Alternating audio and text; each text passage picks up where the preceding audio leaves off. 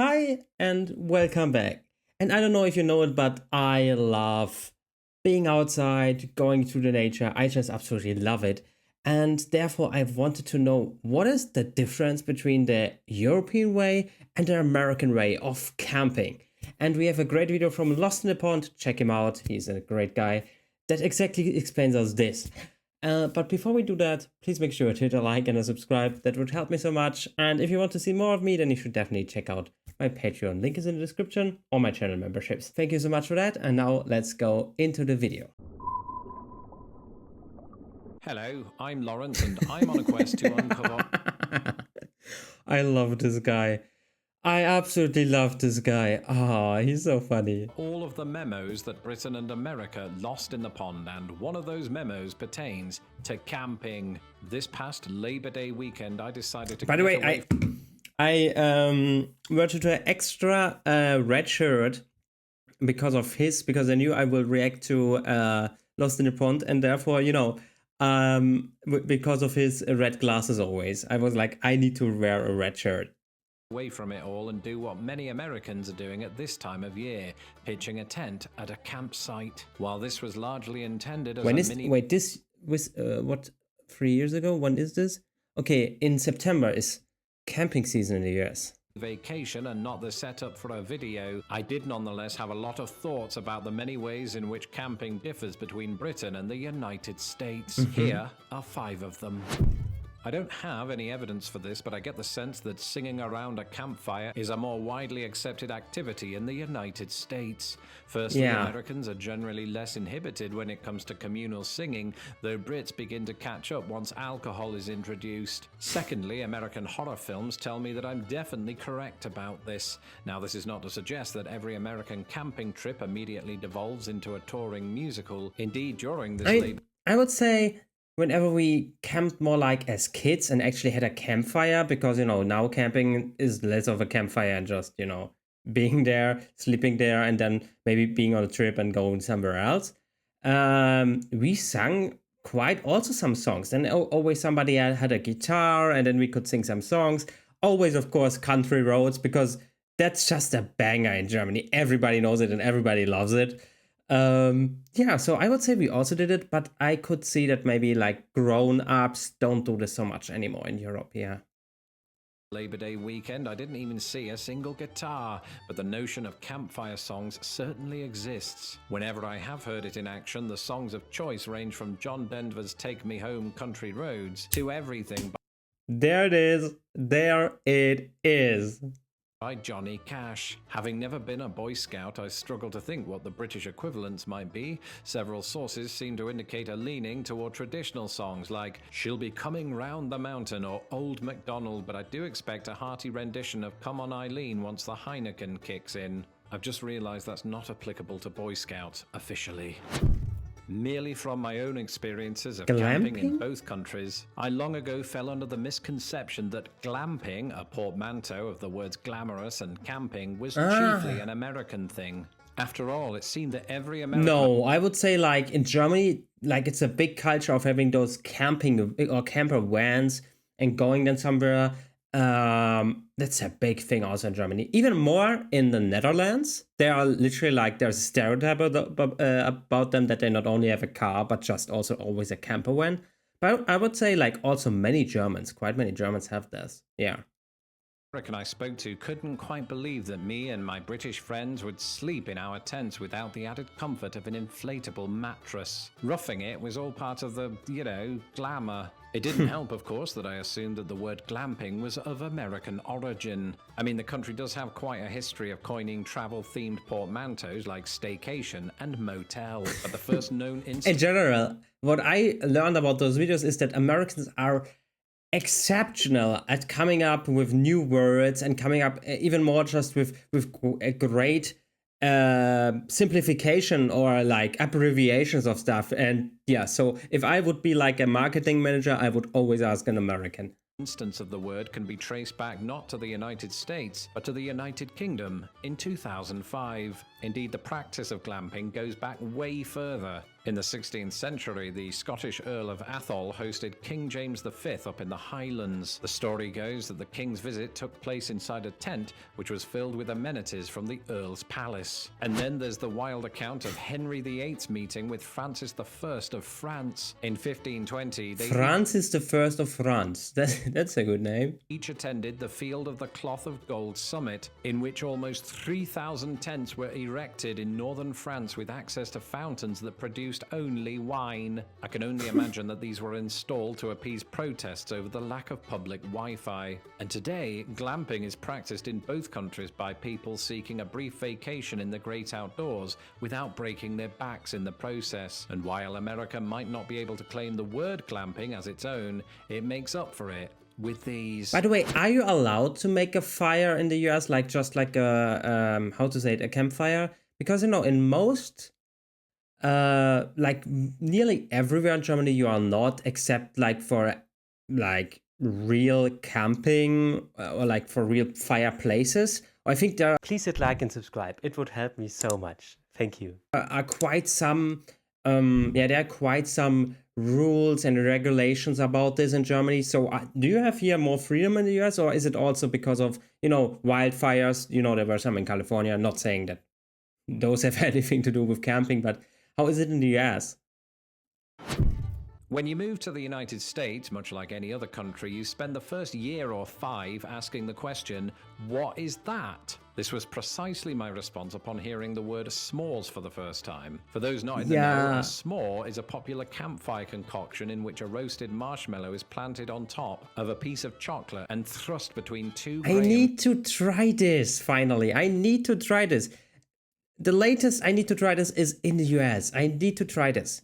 But I don't think we have Hershey, so I can't make a real s'more, I think. Crackers. Indeed, when it first entered American culture about 100 years ago, it was referred to then as a graham cracker sandwich. Shortly after, a recipe for the sandwich was posted in the 1927 iteration of Tramping and Trailing with the Girl Scouts under the name Some More. The contraption s'mores was common in American cookbooks by the 1950s. Now, while I certainly never encountered them in Britain, it wasn't unusual to roast and eat marshmallows by themselves. That said, since I left the motherland... Do you also have stick bread, like where you have like dough that you are just then putting on a stick and then just holding over the fire? I don't know, that's a big thing in Germany, Germans love bread.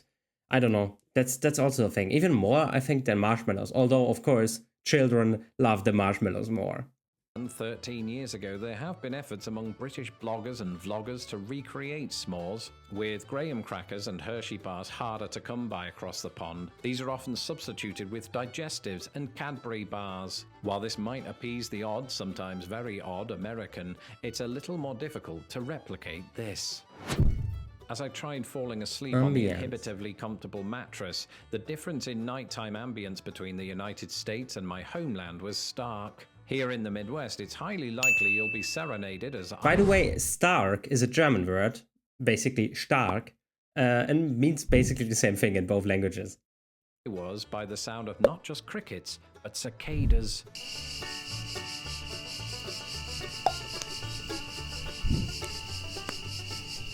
I like this. I love this. I love this, because we had back in the day when I was a child, we had like a house more out in the woods. Like there was a wood or forest like right next to our house, and there was a field, and you could hear the whole night when you were laying with your dad, maybe like in the grass, you could hear everywhere those chirping. That's just great childhood memories. Maybe you even, still smelled a little bit of the new cut grass, which is an amazing smell. Oh, that brings nostalgia. The combination does sound quite soothing, but as someone whose brain comes alive after midnight, I made the mistake of recalling then and there that what I was hearing were mating songs. And let me tell you, nothing signals insomnia like the thought of cicadas going at it, especially when you consider that when it's all over, the males just die. It's awful. Even as the female delivers their offspring, the males are notably absent, a trait often shared with humans. After this, though, the female cicadas also die. It's just sad. But anyway, do they instantly after, after having sex, comes there out the baby? Or that can't be, right? I mean, probably they have larvae or something, but that would be very fast. Does she not need a little bit of time for this to happen? Do they immediately die? Wait, the ambience in Britain is quite different. In the absence of cicadas and crickets, it's the elements whose voices call loudest as the nighttime winds let the tent know who's boss. This in turn prompts nearby trees to creak, and since Britain is often given to light precipitation, I spent many a camping trip falling asleep to the pitter-patter of rain. Of course, much of the US is no stranger to this. It's just that in the Midwest, and most certainly in the Deep South, rain tends to be heavier and less conducive to a good night's sleep. The same might also be said of these. I mean, I have been in the tropics, so I know heavy rain, and I had an American friend on our Discord server who told me that literally he was also like in the tropics, in the Caribbean, and he, also in South America, and he told me that the Texas rain is literally the same. So that's incredible, because this tropical rain was insane. Like, it was maybe just for 20 minutes, but the water that came down was crazy. It doesn't matter how many times I tell myself that this isn't the actual wild, there will always be a small part of my brain that wonders how you successfully fight off a bear. At least that has become the case since I started camping in America. And True. Yeah, in Europe, whenever one bear crosses our border in Germany, everybody gets nuts or goes nuts. It's crazy how much we are afraid of bears, because we don't have any other animal that can like remotely harm us if you're not totally stupid. Noted for its bear population, the same cannot be said of other places I've camped, like West Virginia. The mountain state is reportedly home to 8,000 black. Sorry for stopping so often, but whenever I hear West Virginia, mountains, Shenandoah River. Bears. Thankfully, though, black bear attacks on humans are extremely rare. But facts have no meaning when it's dark outside and everybody else is asleep.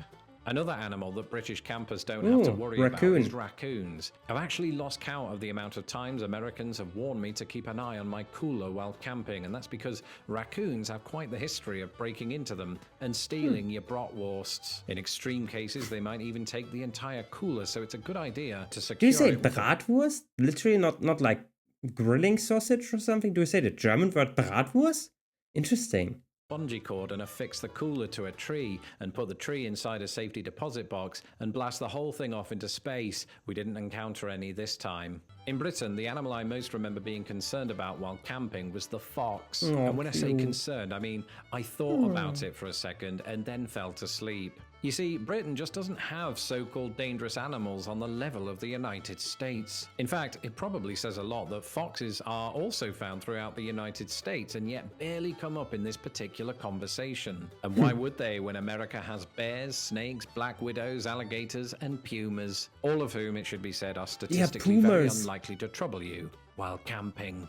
That's it for this episode. Let me know in the comments below if you have any plans to go camping. I would probably be scared to camp around like with snakes and pumas. I mean, pumas probably more like in the mountains, but still, I would be scared of those snakes so much. So yeah, but tell me, what is your favorite time of the year to go camping? Do you even go camping? What is your equipment like? Where? I would love to know all of that, and tell me this in the comments. And I hope you enjoyed this, enjoyed a little bit of my input. I was a little bit more talkative today, I think, but I think that's a great thing. So you also learn more, because I learned here about the US, you learned here maybe about Europe and about Germany. So it's a great deal that we have, and I hope this next time you will also take this deal and watch the next video. Until then, keep liking and subscribing, and bye. Thank you so much to Todd Phillips and all of the other patrons and channel members for your support. You're awesome.